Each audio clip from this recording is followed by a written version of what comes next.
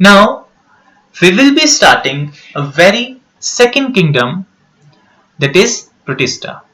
Now if you are asked क्या चीजें लगती हैं आपको कॉमन है in the kingdom Munera and Protista, they are their unicellularity, that is the cell structure, but they are very different from each other because Munera they are prokaryotes while the Protistan they are now eukaryotes.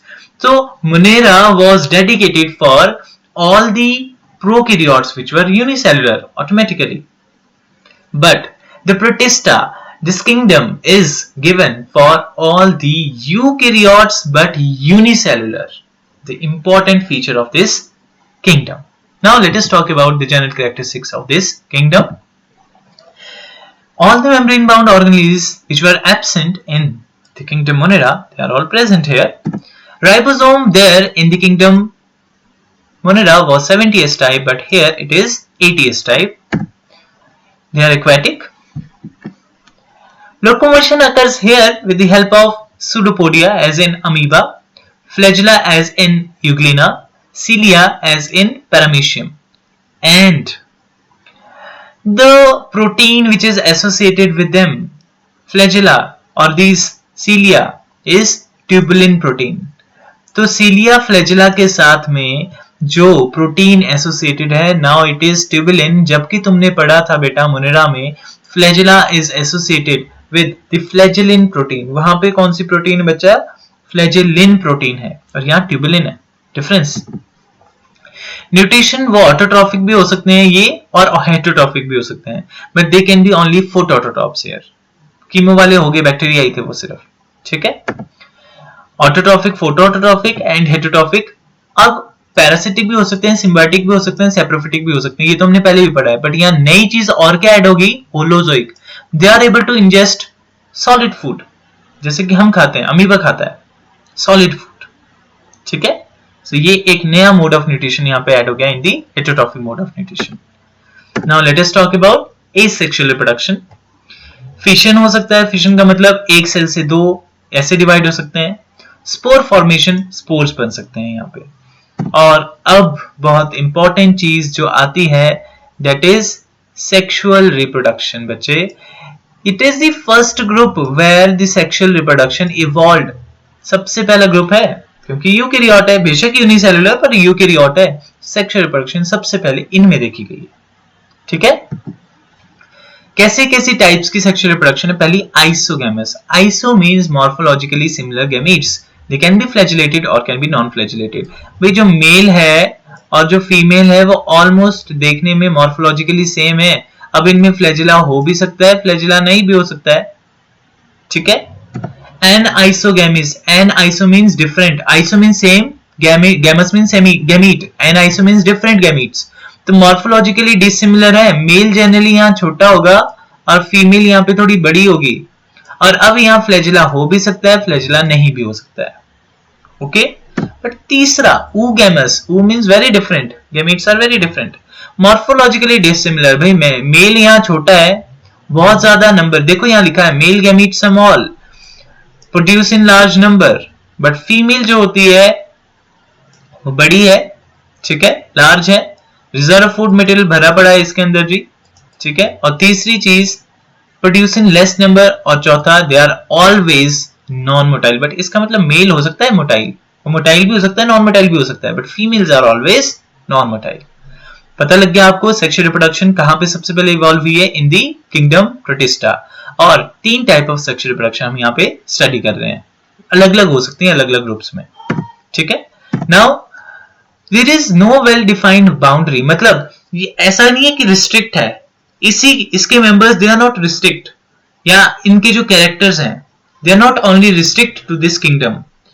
ये जो kingdom है इसके जो members हैं वो अपने characters higher organisms के साथ भी शेयर कर सकते हैं. तो they are showing linkage, they are showing similarities between the three groups, fungi, plantae and animalia. तो ये कनेक्ट करते हैं इन ग्रुप्स को. ये जो किंगडम प्रोटिस्टा है it act as a connecting link. ठीक है. ये कनेक्ट कर रहा है, ये सिमिलैरिटीज शो कर रहा है. और ये आपके एनसीईआरटी ने लाइन भी दी है ठीक है, ये तो नहीं, ये सेम लाइन तो नहीं है, बट इस तरह की कनेक्टिंग लिंक वाली लाइन वहां पे दी है एनसीईआरटी ने about the protista. Now let us talk about the protista. Basically is divided into three main groups. तीन ग्रुप्स में प्रोटिस्टा को बेटा डिवाइड किया गया है. तो protista is divided into main three groups. सबसे पहला group of protista is photosynthetic protist है वो. तो पहला ग्रुप जो आपके पास यहाँ पे बना that is of photosynthetic groups, photosynthetic protist. Photosynthetic जो प्रोटिस्ट होते हैं इसका मतलब they are able to show photosynthesis. तो इसके जो मेंबर्स हैं they will show photosynthesis. Okay, photosynthetic protist. Second group में जो आएंगे member they will be showing saprophytic mode of nutrition.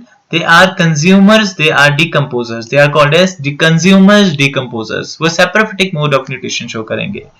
जबकि प्रोटोजोआ में कुछ होलोजोइक मोड ऑफ न्यूट्रिशन भी यहाँ पे देखने को मिलेगा.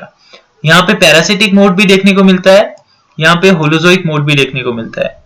यहाँ तुम्हें मेनली सैप्रोफिटिक देखने को मिला, यहाँ ऑटोट्रॉफिक देखने को मिला. ठीक है, तो autotrophic mode of nutrition, saprophytic mode of nutrition, parasitic mode of nutrition. ठीक है, उसके बाद यहाँ पे तुम्हें देखने को मिला होलोजोइक मोड ऑफ न्यूट्रिशन. ये फोटोसिंथेटिक जो होते हैं आपके पास दे में शो सिम्बायोटिक एसोसिएशन आल्सो. ठीक है, now let us talk about this groups one by one. First, photosynthetic protist.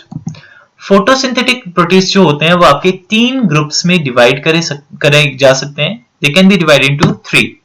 सबसे पहले हैं डाइनोफ्लैजिलेट्स. बेटा डाइनोफ्लैजिलेट्स का डिवीजन आपको याद रखना है, it is pyrrophyta sorry and class is dinophyceae. Phyta जब भी कभी लगा वो डिवीजन के लिए लगता है और फाइसी जब भी कभी लगा वो क्लास के लिए लगता है. ठीक है, नाउ अच्छा, ये जो आपके पास यहां पर फाइटा है आपके पास पायरो. ठीक है, तो पायरो का मतलब होता है, पायरो मींस फायर. ठीक है, यू कैन राइट हियर अपनी याद रखने के लिए. पायरो का मतलब है फायर. अब पायरोफाइटा क्यों बोला? Because some of the members of this group dinoflagellates they shows bioluminescence. Bioluminescence का मतलब emission of light by some living organism. It is bioluminescence. तो pyrophyta, pyro means fire. Fire इसलिए नाम दिया because some of the members they are showing bioluminescence, और bioluminescence का मतलब emission of light by some living organism, और वो dinoflagellates के मेंबर शो करते हैं. एक एग्जांपल देते हैं हम नॉक्ट्यूलिका का. नॉक्ट्यूलिका आगे पढ़ेंगे हम. तो noctiluca basically is called as light lamp. इसको लाइट लैम्प का नाम दिया जाता है. नेक्स्ट जो हमारे पास ग्रुप है that is diatoms. Diatoms they are also known as desmids. DESMIDS, desmids. And they are also known as golden algae. सारे नाम एनसीईआरटी ने दिए हैं. तो डायएटम्स, डेस्मिड्स और golden algae they are one and the same thing. Division is Chrysophyta and the class is Basilariophita. Basilariophysii. So Basilariophysii is the class, Chrysophyta is the division. Third are euglenoids. They are euglena, members are euglena here.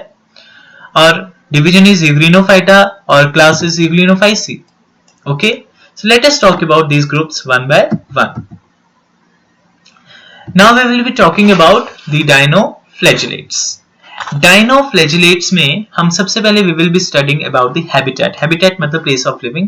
They are mostly marine. बेटा कहीं भी अगर mostly लिखा है इसका मतलब कुछ exceptional हो सकते हैं जो कि aquatic होंगे, बट हम यहाँ पे मैक्सिमम हमारी बुक जो होती है हम यहाँ पे मोस्टली चीजों को लेके चलते हैं. तो हमारे पास mostly they are dinoflagellate, they are marine. तो मेरीन की ही स्टडी कर रहे हैं. ठीक है, तो marine forms are present in the dinoflagellates.